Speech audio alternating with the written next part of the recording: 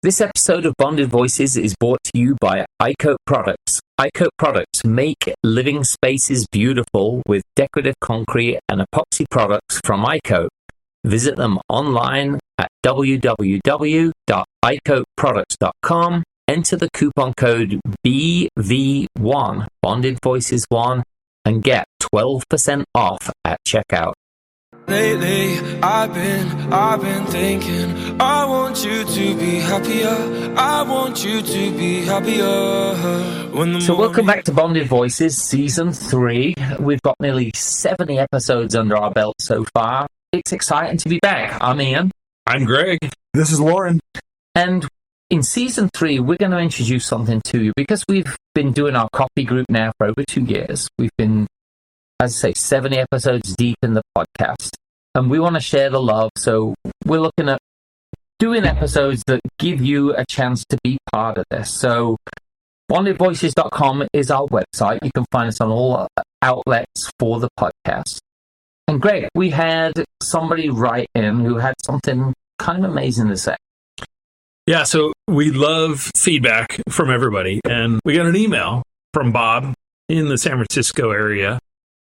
And he wrote in, and he was talking about capitalism and how evil capitalism is, that it's bad for society. He was very pro-socialism. Some of the terms thrown out were universal standard income, government subsidies, government control over different things. I'm paraphrasing a little bit from that. But I think he brought up a great topic for us to kind of pick apart a little bit and see if we can find a solution on that. And when is capitalism too much? I know it's a great question. Loren, you've thrown this question around as well. Yeah, as businesses get bigger, it strangles out the smaller businesses. And I really think small business is where innovation comes from. So as these bigger businesses start becoming monopolistic and start gobbling up the small companies, it stifles innovation. And then eventually we're not going to have anybody to do the work. Exactly. So we're going to dig into this, but stick around for the end of the show as well, because we want your input on what the 10 tenets of Bonded Voices are. So as we build a community of followers, people want to be connected in a certain way. So we don't have hard, fast rules, but we like that idea of having tenets, of being one of the group. So we're going to introduce one in each episode, and we're going to get feedback from you, and we're also going to, week by week, tell you about the feedback we've had from other people writing, and maybe with other ideas on what we should be thinking about for tenets as well. So stick around for that, but let's jump in. When is capitalism too much? You know, I wanted to jump in on what Loren mentioned with regard to the individualism within organizations. And we were just talking about this a minute ago with our coffee group that we meet with every week at the same location over 2 years. And there's one individual that works there that is to the point of knowing what each of us drinks, has a great conversation. This individual happens to travel a decent amount, so he's sharing the excitement of, I'm going to travel here, I'm doing this, I'm doing that. And it really puts a personality behind the face of the organization. Yeah, definitely. I mean, we could be getting our coffee and going through drive-through and not talking to anybody, but we've decided to go to the same place every week. Rob knows our name, comes, gives us our coffee. He has the coffee waiting for us when he sees us in line. Knows all of our orders, and it's putting that, the casual hello in there. And from the first time we met him, we started talking to him, and 2 years later, he's kind of one of the guys. No, absolutely. Yeah. And he's a totally different age group than us. Yeah. Which is kind of fascinating that we're having that influence on others in that way. And it's a capitalist coffee shop. We 100%. pay for our coffees. Yes. It's not like we go in there and everything is the same price or everything's free because we belong. But there is a point where capitalism becomes something that, and I think I have my own line as well, but it becomes something that starts to make you a little uncomfortable. And I think we all have our own line on what that threshold is. But there are times when I will think and feel, I don't know if overwhelmed's the right term, but just a good gosh, what freedom? I've got to be cautious on how I present this, but you like certain things at the grocery store, and then some of the bigger companies might come in, and no longer is that product available. And it's the slow erosion of, I really like this particular style of mustard or whatever it might be. Well, now I can't find it.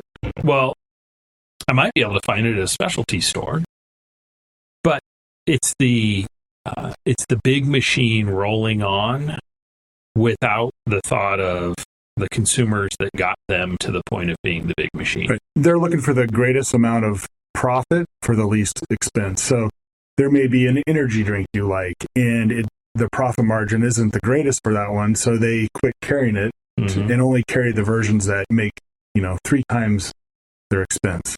Think of this. How many people died making the Panama Canal? Was it like 30,000, Trump said? Something around there, right? Okay. That's a capitalist venture. We went down there. How many deaths are enough where capitalism's failing at that point in time? And I think of the skyscrapers in New York, people died all the time. I'm still amazed they used to just wander around on those girders. You don't have to go that far in history. There's what do they call them? Blood batteries out of Congo. The what is it? The cobalt? Oh, the lithium and cobalt. Yeah. How many people have to die? There's still slavery going on. This is the cost of capitalism because I want to buy a new iPhone, or I want anything that needs a lithium battery. Yeah, see, I've gone out of my way to say to my kids, we're not buying things that are even vaguely connected to the Uyghurs in China, because they are slaves in factories over there. And even, I think, to a point, right? How much of our stuff that's made in China is made with people being paid so little? Is that really capitalism at that point? They basically are being paid nothing for the mighty dollar for that company to make as much profit for their shareholders as possible. I would agree. It's not capitalism for that worker. It's the only way. True. So can capitalism be truly global at that point? Because if you have countries that are not, that don't subscribe to the same type of economy, so China is one of them, they're not a capitalist country. Not at all. Same with the Congo. They can get away with slavery or, paying slave wages. So how can you be a global economy if one is capitalist and the other isn't? So that is a great question, right? At this juncture, what is the definition of American capitalism? For what it is now versus what it was in the past, Has it changed? I think it has. I think we're trying, the corporations of today are looking to make the most amount of money with spending the least amount. Yeah, kind of going back to what Bob wrote, and the topic for tonight is capitalism. When is it too much? And I go back to the thought of, you hear all of these record profits from different industries, from different organizations. Let's pick on the insurance industry for a moment. If you own a home, if you drive a car, your premiums are up.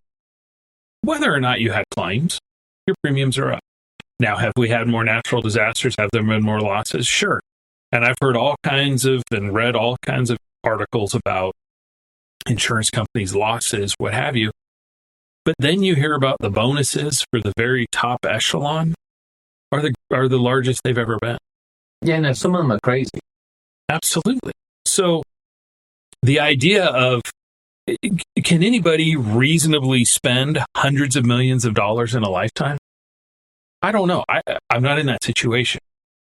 But the high echelon people that are just, they're so wired for more, at what expense? Right.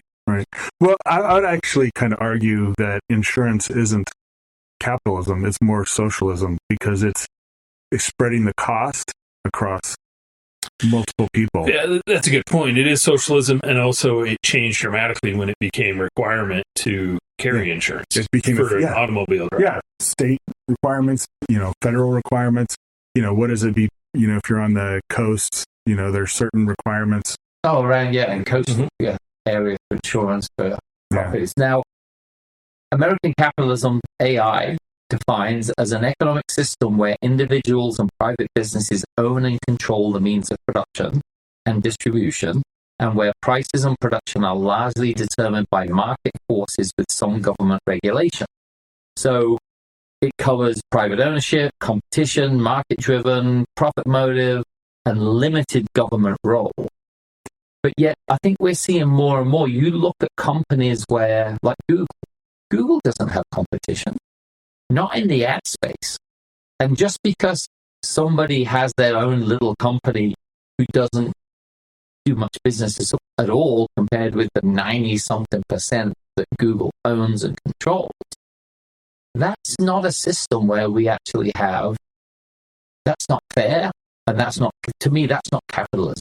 Right. These big companies, especially in the tech industry, they tend to absorb these companies, and then they do, there's a new term for it, and I'm drawing a blank, but it's not acquisition. It is they're getting around the acquisition monopoly controls by doing exclusive contracts with the company, the child company that they're buying, and then offering all their employees, offering the employees of the other company to be employees of the parent company. It's forcing this. It's trying to skirt around the regulations of monopoly. Right, but now the other thought is this, and it mentioned in a government regulation to a degree.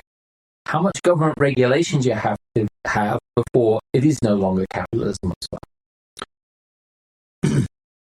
Yeah, that's a fascinating topic. In the news, it was a big deal probably 6 or 8 months ago, was the price fixing amongst apartment companies, because they were all subscribing to one particular methodology, one company that gave analytics on what the trends were in the local communities for housing. So if everybody subscribes to the same system and they're all effectively setting the same prices, that to me is not a free market. Right. But see, in that scenario, there was a third party, but that was giving the information. But a lot of times, the CEOs of these big companies, they have backdoor meetings, and sure, we're talking about the financial industry before this. How in the 90s there were, or pre-savings and loan scandal, there were thousands of banks. Then in the 90s, it became hundreds of banks, and now there's the big 10. And if you think those guys don't talk and set standards and goals and profits, they're all talking to each other. So they want to all make the same. We've seen here in the last 10 years with the different political parties in power, from Trump to Biden back to Trump, that there's been a government picking winners and losers.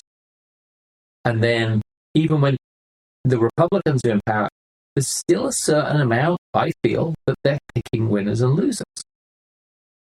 It's who's in favor with it. So is that really capitalism? Or if that becomes an oligarchy that, again, is picking winners and losers? I would say that's not capitalism, because it is a government-controlled entity at that point. Or not really government sanctioned. Sanctioned, yeah. Mm-hmm. And I think when we get to that, we get to that point where you've got to ask the question, like, do we still live in a capitalist society? Because I left England for one main reason, was I wanted to have the chance to do whatever I wanted to do business-wise. And I always felt in England, because of the socialist tint over there, that I'd always be held back.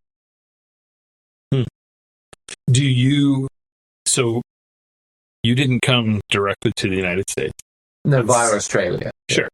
But since you've been in the United States, did you still feel that freedom of being able to do whatever you wanted to do when you first got to the States? Yes, when I first got here. But that was a long time ago. And in the meantime, I've seen and witnessed everything from California politics, where my friend had a restaurant because he was out of favor with, people in the city government. They kept denying his permit all the time. They'd be like, oh, your skirting board is half an inch not high enough. So you have to rip them all out and start again. Oh, you put this in before we gave you this permit or before we offer. And so to me, that stunk of like what I would imagine like a third world dictatorship to it. Sure. They pick someone they don't like and they just rail against them.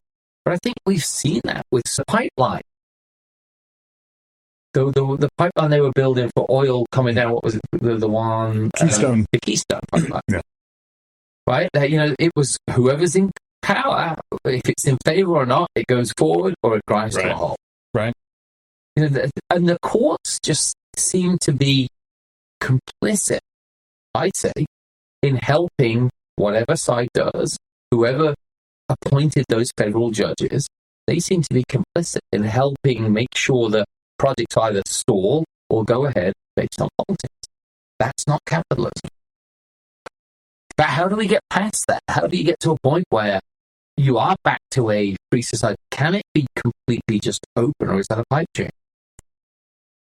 I think it might be a pipe dream at this point when you have a global economy, because there is too many players that will use slave labor or slave wages, and they don't have the same standards, they don't have the same regulations, they can get away with a lot worse. So then that harms the American consumer, the American worker. And, we talk about all the time, or I hear complaints all the time, Amazon's this huge conglomeration and they're taking over the industry. And, it's, I hate this big evil. Bezos shouldn't have that much money. People can, Musk or whoever, right? But people don't vote with their dollar. They keep going, well, it's cheap. I can get these, knockoff goods that came from China that was, with slave labor. Right. I'm going to complain the whole time about, Bezos being a billionaire, but I'm still using his product. Instead of going to the mom and pop down at the corner and do Main Street USA, they're like, well, I'd rather just have it shipped to my house and save 25% or whatever it is. And you even think with what we've got going on with the illegal alien population in this country, I think that corrodes capitalism too, because you can't compete with basically free. Let's say you had a painting company and they don't care whether you're licensed and bonded or even legal here. And most of the time it's one guy who is legal and licensed and he has a bunch of people who are not legal working for it. A legit above-the-board company cannot compete for price with those people.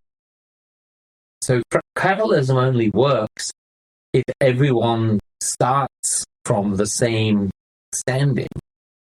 You have to be a citizen, you have to be licensed, you have to be fair. Because unless you start there, and it's not like fairness as in like the equity fairness. It's more a case of like, we all have to be on the same playing field. We have to play by the same rules. Right. The same outcome may not happen, but we have Correct. to play by the same rules. Okay. So if we apply the idea of the same landscape, then how does Walmart fit into this based on what they did to all the small towns throughout the Midwest as they Correct. grew? So capitalism, yes. Fairness, no. Not fair to the small family that had the gardening shop or the hardware store or the independent grocer, all of those that have been wiped out from Walmart. But Walmart's the biggest retailer in the world. So people gave up on capitalism for the cheapest price. But is that not capitalism what Walmart did? It isn't, because their products aren't sourced from the United States. It breaks that whole paradigm because they are using goods and services that are not manufactured in a capitalistic. So unless everyone's getting the same pay, and I don't want a universal income. Sure, but that's that's why we're just here to talk about right. But this is the problem with using third world nations. If you only source from first world to first world, maybe. Okay, I see. Okay. But when you have an economy that they're willing to work for next to nothing because guess what? I can throw mercury into the river as a byproduct because we don't have the EPA. Regulations stop business. Now, I'm not saying I want people to throw mercury in the river. I'm saying we should have a universal set of rules to play by. I'm so glad you brought up Walmart, because I remember the day when you would go over, there would be a butcher, a baker, a hairdresser, a little convenience store, maybe a specialty hardware store, and I knew the people who worked in each of them by name. And this is going to tie into one of our 10 tenets coming up, because I would argue that the difference between that setup and what you have at Walmart is put on the uniform, you are now a number, you are nameless, you may have a name badge on, no one's going to call you by your name.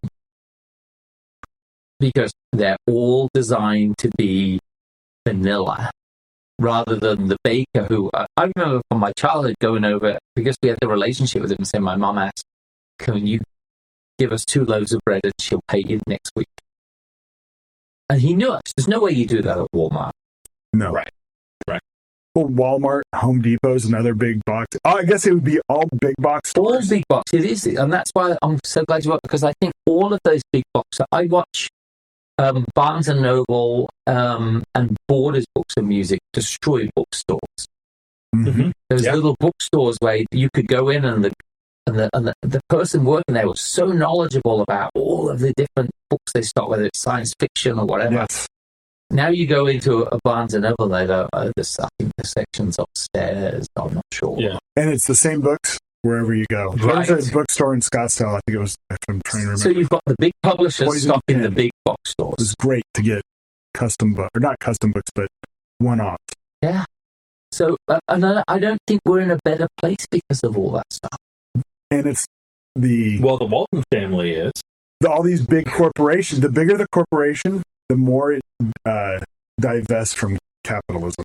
So there's the saying, right? The bigger the government, the smaller the citizen. I think in the same way, the bigger the corporation, the smaller the worker. Yeah, definitely. Well, and then you start throwing the AI factor into this, where workers are going to start losing their jobs because it's easier for a company to pay one IT worker for 10 agentic workers that now replaced 10 knowledge workers that are no longer there. Attorneys are going to be devastated by this. IT workers are going to be devastated. Any type of sales are going to be devastated by the new AI workforce, that businesses are going to say, I just want profit.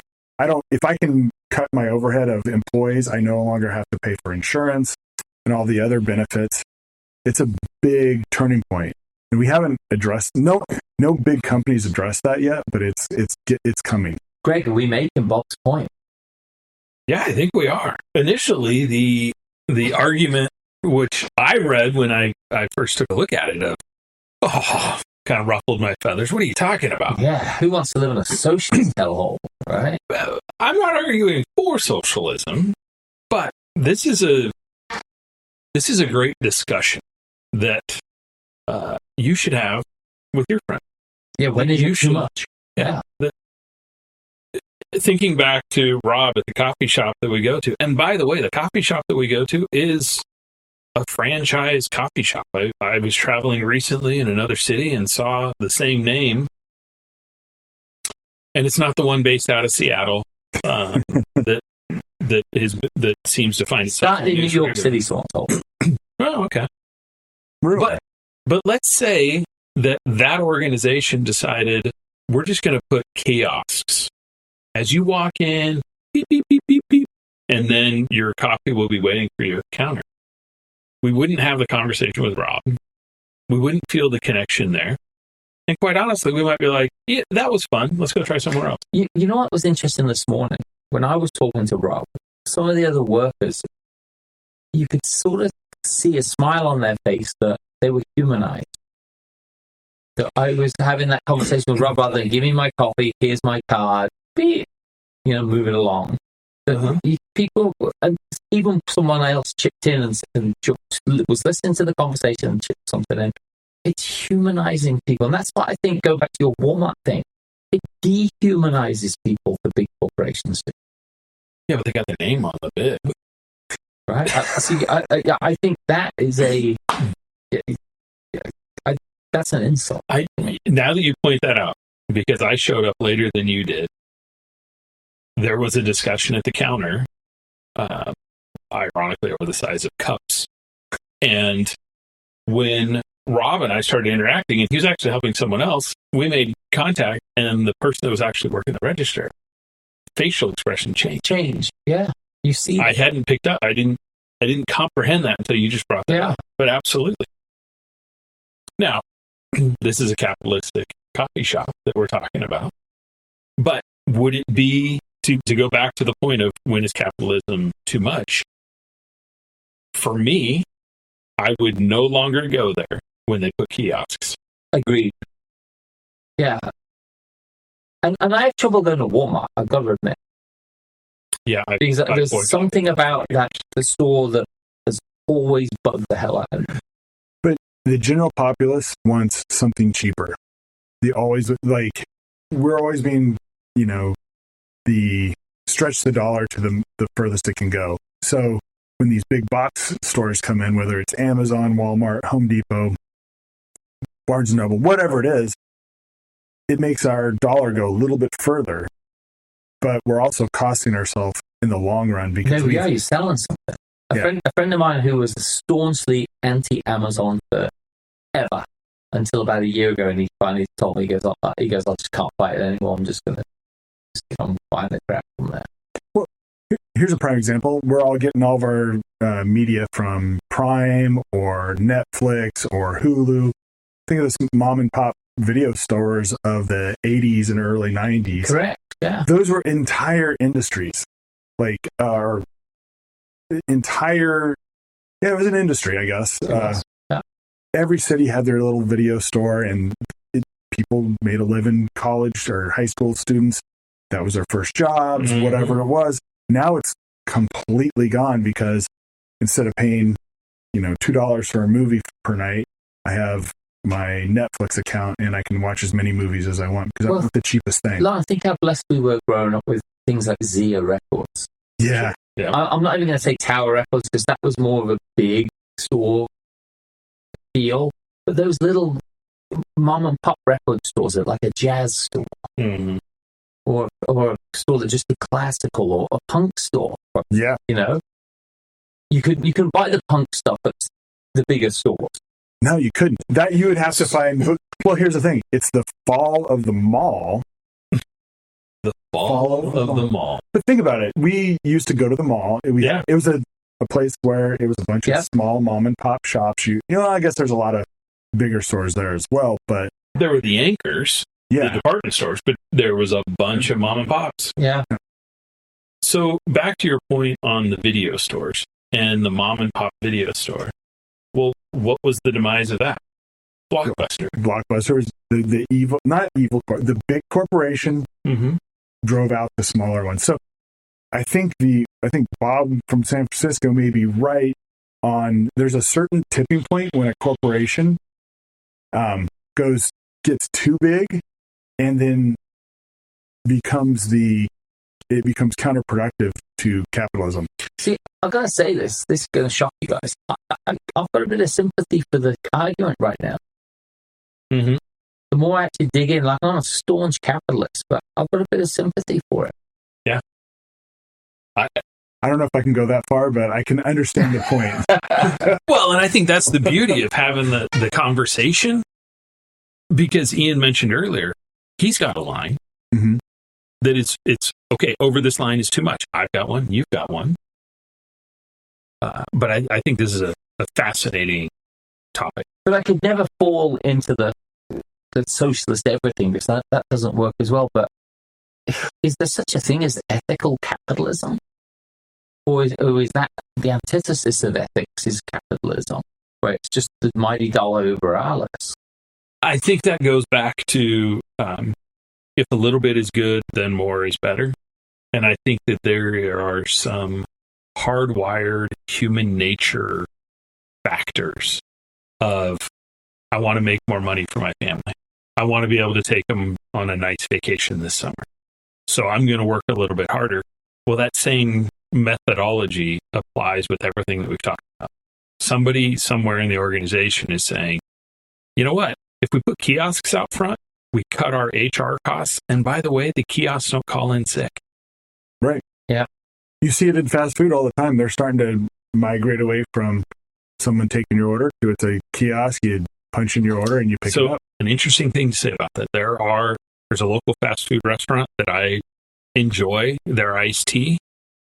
And I have gone in before, and the person behind the counter said, let me show you how to work a kiosk. And I said, if you do that, so that will be the last time you see me in this store. And interestingly enough, I've been back into that same store, that same person working the counter. Hey, how you doing? Same order? Yep. Large iced tea. Okay, thanks. And that person's just doing their job because corporate says, walk them over to the kiosk because eventually we're going to replace you. But I still go there because I still have a connection with that person and I happen to get the product that I want. But I am adamantly opposed to those kiosks. So we can talk about this forever, but for our listeners, we want you to join the conversation as well. And this is what this whole season's going to be about. We're engaging feedback from all of our listeners. People have gone hit up stuff on our website and send in information. And like we said at the start of the show, we're going to start introducing these 10 tenets as well. So before we jump into the first one that we want to pitch out there to you to get your feedback on, write to us and tell us where your line is in when is capitalism too much for you? Is that a fair ask? It's great. Yeah, it's great. We've got the 70 shows under our belt. We've built up a following, and we really want to include you as we continue forward with this. And that's why we introduced Bob's question today. And I think we've all enjoyed this opportunity. Yeah, and for anyone who doesn't know, the essence behind Bonded Voices is happier, healthier, and wiser through conversation. Not just conversation we all agree on, but being able to, like with Bob from San Francisco, is being able to talk to him at some point as well. And be civil and be respectful. So, Loren, first of the 10 tenets. We've been mulling these over. Why don't you introduce the crowd to what our first one is? The crowd goes wild. The first tenet we're going to go over is engage in the casual hello to reduce isolation through simple gestures. Now, interesting you brought up Rob from the coffee shop. Yep. That's part of it. And also, just so our audience know and people have been listening, we actually did an episode in season 1 called The Power of the Casual Hello. And for me, it's always been a case of if you walk by someone in a close quarter at the office or on the street and you make no eye contact, no verbal contact or anything, you've just dismissed them as being invisible. And that, to me, that's why I think the casual hello as something we'd ask you, our listeners, when you're getting your coffee groups together around the country and around the world as well, that you would ask your friends, hey, we need to be civil to people. The guy behind the counter getting coffee, or you are going to end up with a kiosk. Right. Definitely. I mean, you think about it is that if we can just be able to talk to more people, we were talking about it on the trails when we were hiking, saying hi to everyone. Right. You know, I actually say hi to people on the trail to make them feel comfortable because, you know, I see a lot of women on the trail by themselves. I don't want them to feel uncomfortable by, you know, if I'm just a stern look on my face and walking by, it may cause a little bit of anxiety. That's a great point, right? Because women will also say he was really creepy, he never said anything, he was just looking at me. It's because he's probably too shy or thought, what am I going to say? But hello or hi. Yeah. What's wrong with that? Well, it depends on what generation you're talking about. Maybe. Because some of the younger girls are like, oh man, he was weird because he was talking to me. Yeah. But to your point, let's talk about the adults. Yes, right. Absolutely. A hello on the hike, a hello to the individuals so that the people aren't freaked out thinking that you're the serial killer. Yeah, because as we get older, I think there's more and more of us, and we've had friends commit suicide. And I think those people became more and more and more invisible. Absolutely. They felt less valuable, less cared for. They didn't have a lot of what we have with our coffee group. And just so listeners know, at times we have 15 people turn up on a Wednesday morning. Today it was, 6 of us? right? Which is great. It's the start of summer. We're going to have it's going to wax and wane, but the reality is we've all become very civil to each other. Some of us are better friends with each other than others. And we're always very civil to everyone in and around our environment. Well, one of the other things that I noticed from the coffee group is that if somebody's carrying some additional weight, they might share that in the coffee group. And then it might be, oh my gosh, my family is dealing with this, or someone I know is dealing with that. And somebody else within the group may have already walked down that path. Yes. And have, back to your point of feeling noticed and recognized and seen in the world, we're all in this together. Yeah. So our first tenet, engage in the casual hello. So here's our challenge for everyone out there, and we'll maybe go around and all throw ideas in. For me, it's without saying hi to everyone. If you live in New York City, you're not going to go, hi, hey, hi, yeah, how you doing? Hello.